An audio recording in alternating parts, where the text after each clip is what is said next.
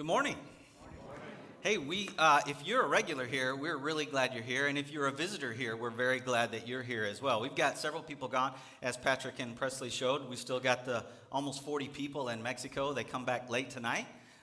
Camp started this week, so we sent some kids off, a few off this morning from here, about 8:15 this morning. So we're really glad that all of you are here. A little bit more intimate, but very good. And happy Father's Day as well.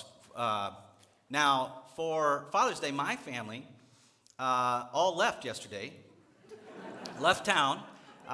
If you know me, then you know I'm kidding a little bit, but it's true. If you know me really well, then you know why they left town probably. But they're kind of taking a vacation, all my girls and my wife, and so they're on a trip all week. We're going to have VBS. We're really busy, but it's so exciting, and many of you have been in and out and on vacations and things, but many of you are back today. Last week, Dale did a great job talking about the middle part of chapter 1, and he talked about how Christ is everything. Jesus is everything. Today, we're going to be looking at the passage that Marty read for us. Christ is for everyone. Oh, I forgot to mention, I don't know if this is true. Patrick told me that the whole Mexico group is watching the live stream this morning. So if you guys are, I really miss most of you. All right, so just so you know. All right, Colossians chapter 1. Imagine someone's you don't know has a secret that they're going to tell you. And then they tell you, would you believe them or not? So it's something that's supposed to be a secret, something that's supposed to be a mystery. You don't know them well. They tell you, would you trust them? Would you believe them? And I think the thought that came into my mind is for Paul and what he's writing here in the end of chapter 1, the Colossians don't know him. Epaphras does, and he learned it from Paul when he was in Ephesus, came back to Colossae. Paul has not been to Colossae, so most of his letters he's writing because he's visited there and he knows somebody. He's not visited Colossae yet. So they don't know who he is. And I thought of if it would be like if I was running for president, and most of you probably wouldn't imagine that. Someone else, okay? Someone else running for president, and it's not an actor, and it's not an athlete, and maybe not a career politician. You just don't know who they are at all. And then they decide to run for president. You would want to know why should I vote for them? I don't know them. Why would I vote for them? And so they have to tell you. They have to explain. It's kind of what Paul is doing here. Are they qualified for the office?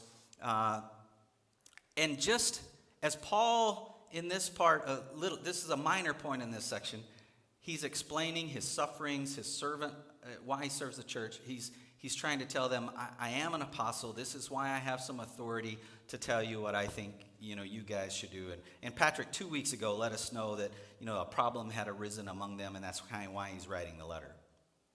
But why would you trust Paul if you don't know him? I thought of this, too. This is just, if social media was around during this time, Paul would have been toast. He would have gotten raked over the coals by everyone, because of the things he had done in his past. And even Christians would have said, no, blackball this guy. He wouldn't be able to teach or preach anywhere. So thank God that they didn't have social media back then. And Paul's presence among those that knew him changed their opinion about him. And he was able to share these things. So he's sharing about himself here, but it's a practical reason.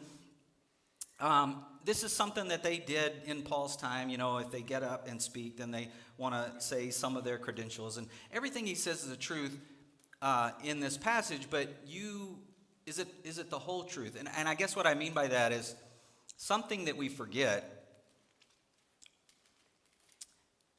Paul was a great man, great servant of God, and all of that is true. Was Paul a perfect person? No.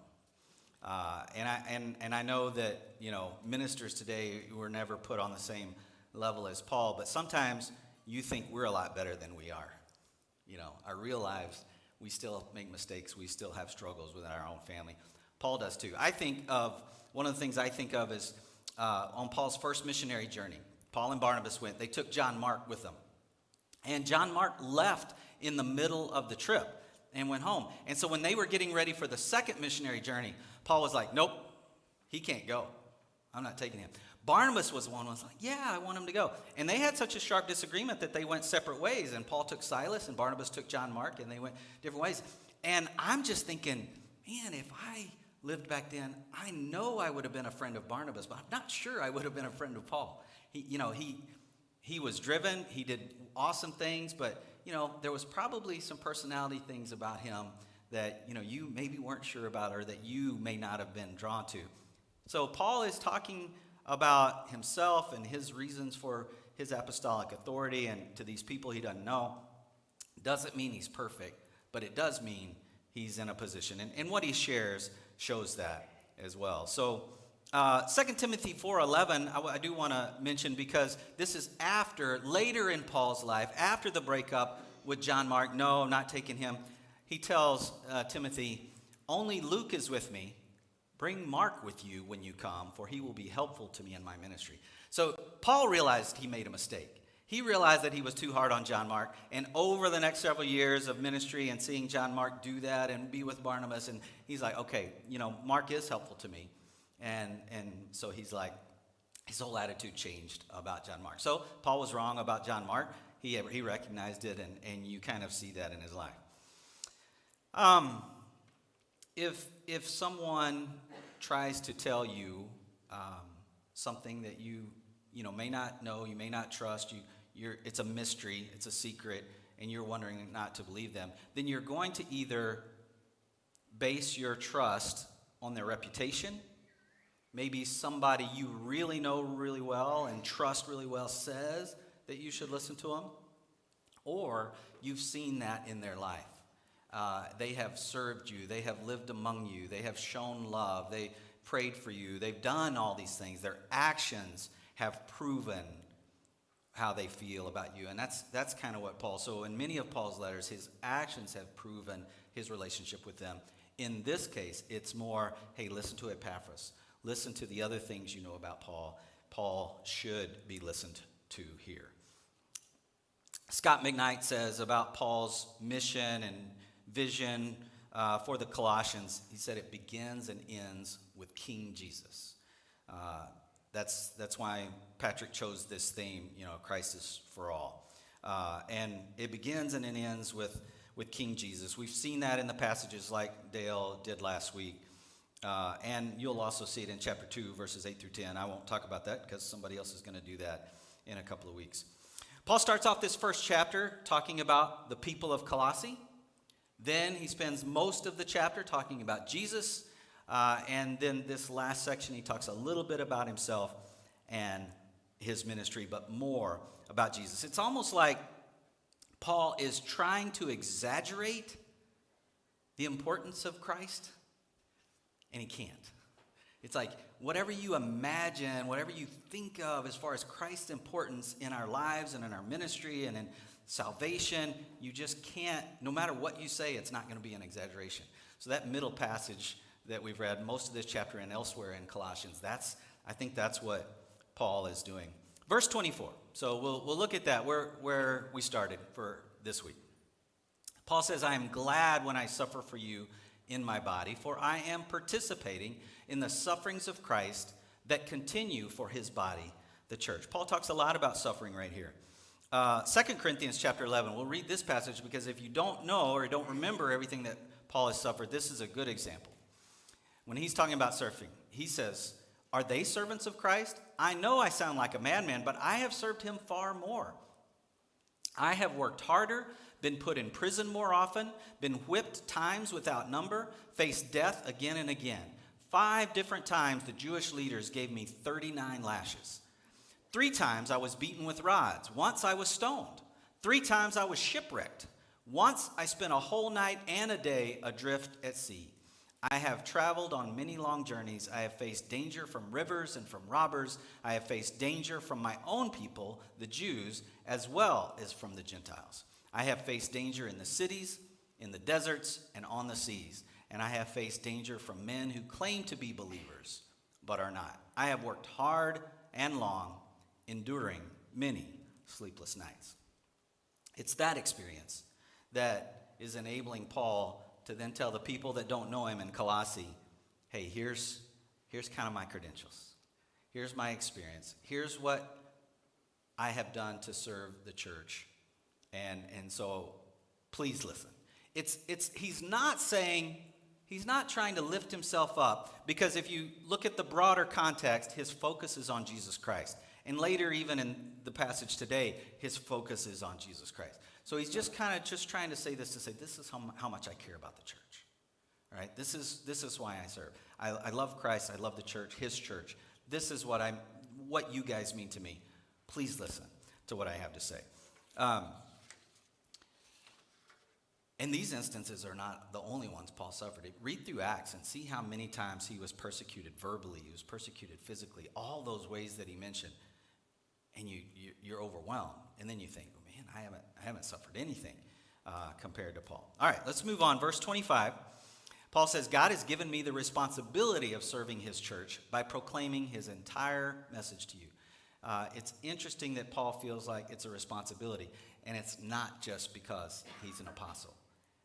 We should feel that same responsibility too. If we know Jesus Christ in the same way, which we do, then we have the same responsibility that he had to do that. All right, so we'll move on. Verse 26. I'll read 25 again. God has given me the responsibility of serving his church by proclaiming his entire message to you. This message was kept secret for centuries and generations past, but now it has been revealed to God's people. So, here's the secret. Here's the mystery. New Living Translation says secret. Most translations translate it mystery. The Greek word can mean all of those things. Mystery, secret, hidden meaning, and it's used 28 times in the New Testament, and almost every time it's talking about something that was talked about in the Old Testament, but the Jews or the people living in that time didn't fully understand. And now, living in New Testament times, after Christ has come, now we're beginning to see the reality. We're beginning to see the truth of this mystery, the things that have been secret, the things that have been hidden. And it's all about Jesus. Acts chapter 9, so this is Paul's mission. He uses this word mystery when he's thinking about his mission. So specifically his mission, Acts 9, 15 and 16. But the Lord said, go, for Saul is my chosen instrument to take my message to the Gentiles and to kings, as well as to the people of Israel. And I will show him how much he must suffer for my name's sake. So we actually had a great class. Justin Hopkins led Bible class this morning, and the adults talking about the end of Romans 8. We talked a lot about suffering and how, when we're enduring that, how do we see God? How do we see God is still there with us? Being a Christian doesn't keep us from suffering. But Paul, he had a little bit more to suffer than most Christians. And that was a part, from the very beginning, God knew and let Paul know that was going to be a part of his ministry. So when Paul's talking about this mystery or this secret, he's talking about his mission, which is to understand that God's idea of salvation is for everyone. See, that idea was misunderstood by the Jews in the Old Testament. They believed that the Messiah, they believed that they were God's chosen people, but they really kind of misunderstood a lot of that. They believed that God would raise them back up, that he would make them and their nation like it was under David and Solomon. And that's what they were longing for and waiting for. Paul sees the mystery revealed and said, no, that wasn't God's plan. Jesus did not come to do that as Messiah. He came to make it clear to the whole world that Jesus is for everyone. And Paul realizes that now. That's his mission. That's his ministry, to go to the Gentiles, to everyone who doesn't understand, and reveal this mystery. And this was a little bit hard transition for the Jews to accept, because they've lived their whole life for generations misunderstanding, thinking that, they're the people of God, but they kind of had this nationalism that, we are, and they didn't realize that it was God's purpose was for everyone. Look at this next slide. Tell me who this is. Who is this? Anyone? No, you're wrong. It's Benjamin Franklin Gates. Okay, yes. It's the actor is Nicolas Cage, you're right. But I'm talking about the movie National Treasure. So when I thought of this mystery being revealed, this mystery hidden for generations past, I thought of this movie. So I rewatched it this past week. It's actually got some pretty good quotes that fit along with this story.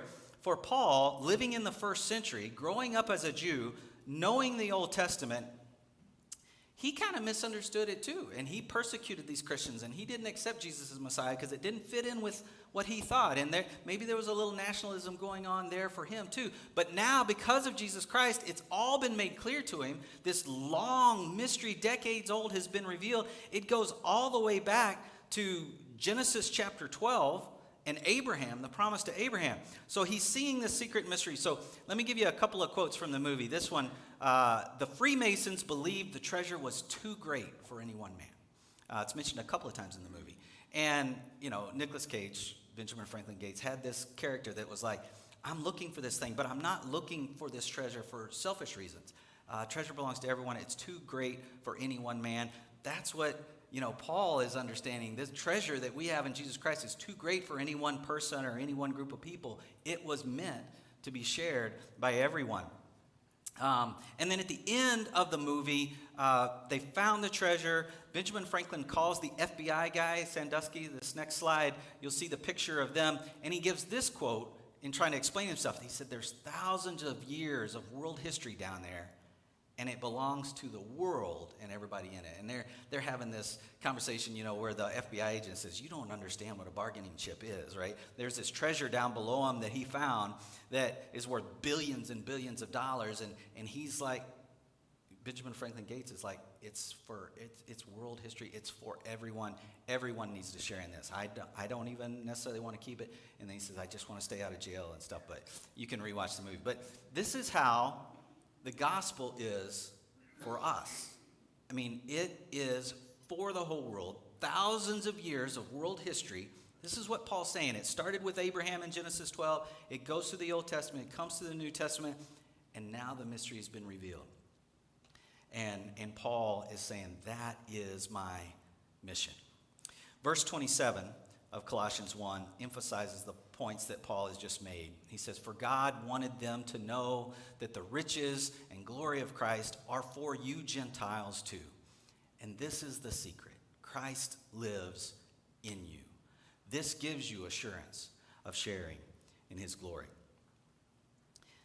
This is the mission of God. Good news is for everyone. The secret, Christ lives in everyone who believes in him.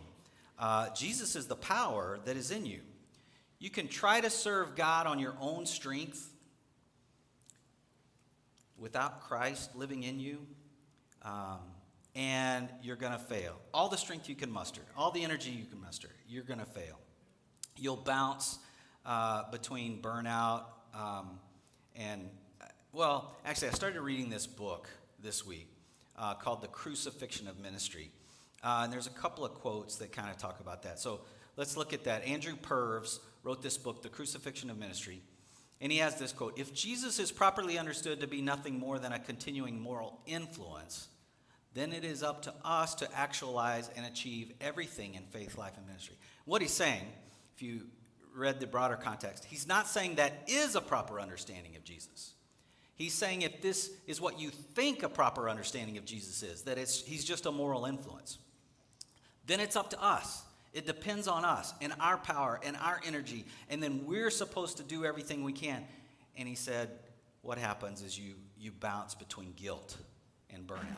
You can't do it. You fail. You make mistakes. It doesn't work out the way you plan because you're doing it on your own strength. Later in the book, Perf says this, Jesus is God active in the life of the world, in our personal lives and in ministry at every turn. Jesus is the living, reigning Lord and King. And if we understand that Christ, living, reigning Lord and King, lives within us, then we have the ability to serve. Then we have the ability to move on. And Paul talks about that specifically in these next two verses, starting in verse 28. So we tell others about Christ, warning everyone and teaching everyone with all the wisdom God has given us. We want to present them to God perfect in their relationship to Christ. Everyone is the emphasis, all right? Perfect speaks of maturity, not sinlessness. But it does speak of moral purity as Jesus taught. We can't lose sight of that. Paul didn't lose sight of that. I hope we don't lose sight of that today.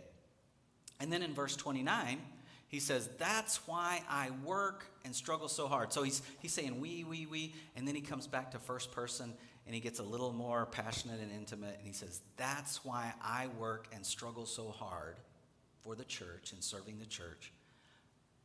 But look at this next part. It's one of the most important parts. Depending on Christ's mighty power that works within me. This is why I work and struggle so hard. So we have to work. We're called to serve. And yet, it's not by my might and power. It's depending on Christ's mighty power that works within me.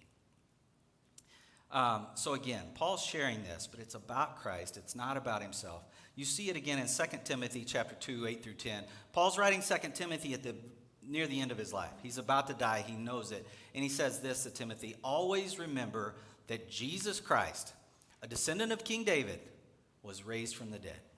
This is the good news I preach. And because I preach this good news, I am suffering, and I have been chained like a criminal. But the word of God cannot be chained. So I am willing to endure anything if it will bring salvation and eternal glory in Christ Jesus to those God has chosen. Paul wrote Colossians while he was in prison. He writes this to Timothy while he's in prison. He's had to endure many of these things. What about today? What about us? Do we suffer? Do our sufferings benefit others? Paul did not see his sufferings as a badge of honor or anything that made him higher spiritually. He just simply saw it as an act of service for all Christians. He's willing to endure anything if it brings somebody else closer to Jesus. We've got to have that attitude, folks. John 16:33, Jesus said, I have told you all this so that you may have peace in me. Here on earth, you will have many trials and sorrows, but take heart because I have overcome the world. Jesus didn't promise a life of ease. In fact, he promised the opposite. That in this life, we will have sufferings. We will have trials, many. He promised that to Paul. He promises that to his disciples, his followers. We need to expect that and yet be willing to serve and sacrifice for one another. It's amazing how we can get all worked up about minor things, car problems. You know, on the other hand, you're like, do you have a car? You know, some people in the world don't do that. We can have air conditioning problems. And then somebody else could say, and we get all worked up, and somebody else says, you have air conditioning? You know, we can worry about all of our doctor bills piling up, and many people in the world would say, you get to go see a doctor? I hope if one of the things we get out of this passage in Paul's example is how blessed we are and how small sometimes our thinking is about these things and our troubles. Let's get that big picture and our priorities right. Understand what a blessing it is to serve and sacrifice for one another. So what sacrifices will we make? Are you willing to die for this? Are you at least willing to die to yourself, to your will? In other words, I'll do whatever God asks me to do, and I won't make my desires priority. I love Romans 12, 1 and 2, all of the chapter. I especially love it in the Message, so read it here in the Message. So here's what I want you to do. God helping you. Take your everyday, ordinary life. Your sleeping, eating, going to work, and walking around life, and place it before God as an offering. Embracing what God does for you is the best thing you can do for him. Don't become so well adjusted to your culture that you fit into it without even thinking. Instead, fix your attention on God. You'll be changed from the inside out.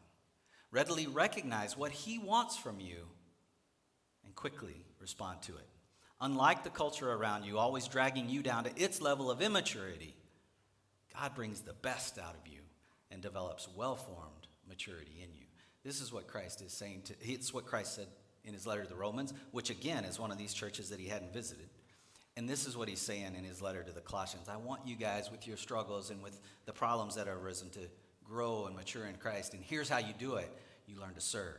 You learn to sacrifice. You learn to think about others rather than about yourself. Let's face it, most of us will never be put into the type of situations that Paul has had to endure.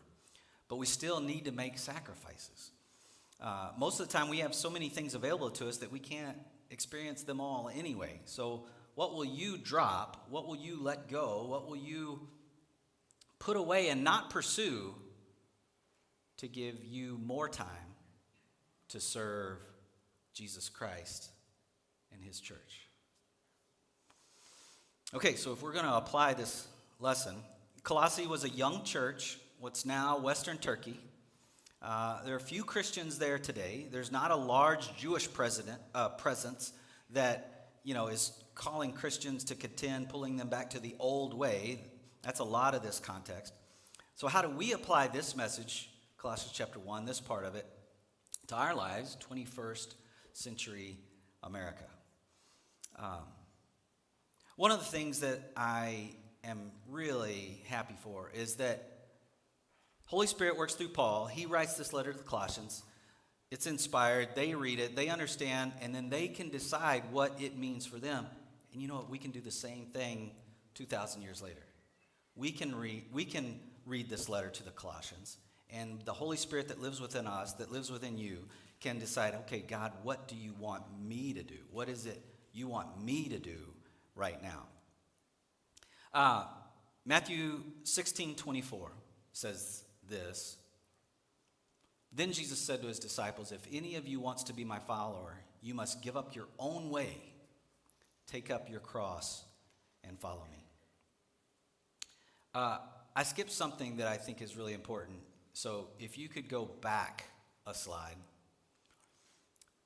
One of the things that I think we learn from Paul's example is this: the highest level of fulfillment is being used by God. A lot of times we don't think that. A lot of times we're searching for what fulfills us, and we're searching for this, and we're searching for that, and we're looking here, and we're looking there, and what we miss out on is the highest level of fulfillment is being used by God, is serving for God's purposes. And if you figure that out, then all your problems will become insignificant.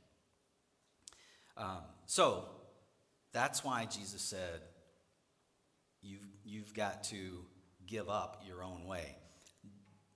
Another example of that is John the Baptist in John chapter 3, verse 30 says this: he must become greater and greater, and I must become less and less. Jesus said it in Luke 22:42. He said this: Father, if you are willing, please take this cup of suffering away from me, yet I want your will to be done, not mine.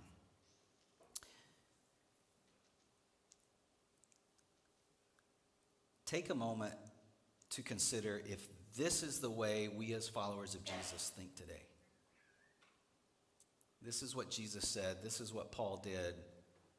21st century America, do we do this? Do we look to make God greater and greater? Are we willing to give up our own way and say, I want your will to be done and not mine?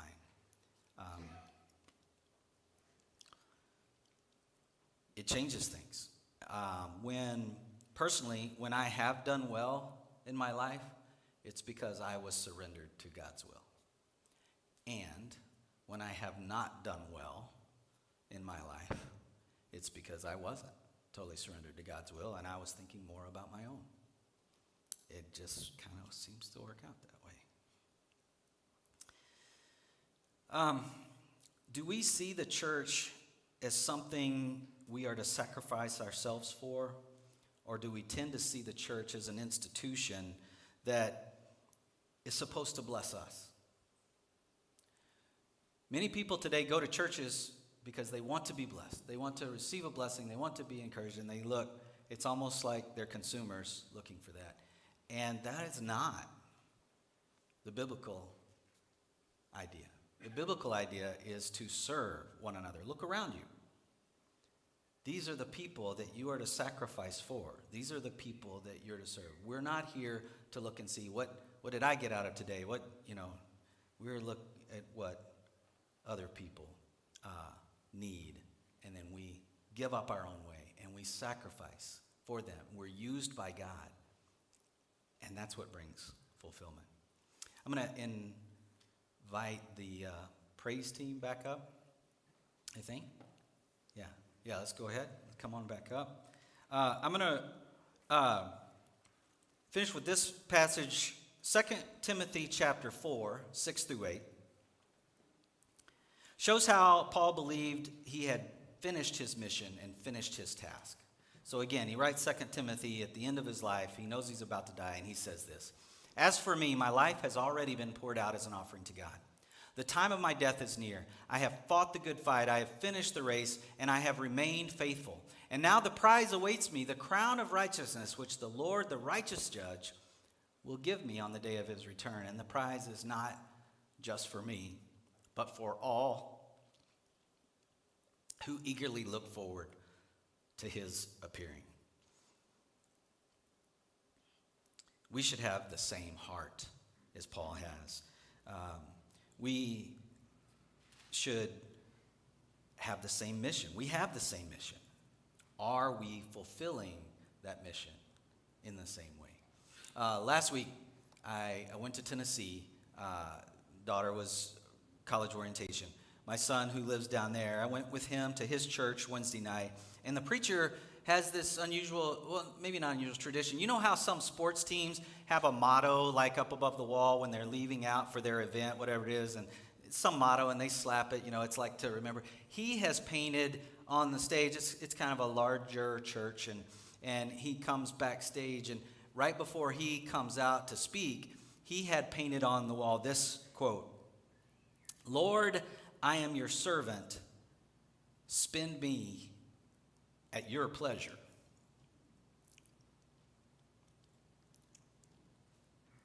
That's Paul's attitude. And that leads us to the love of Jesus Christ on the cross is both our motivation for what he's done for us and the power, Christ living in you, for us to minister to others.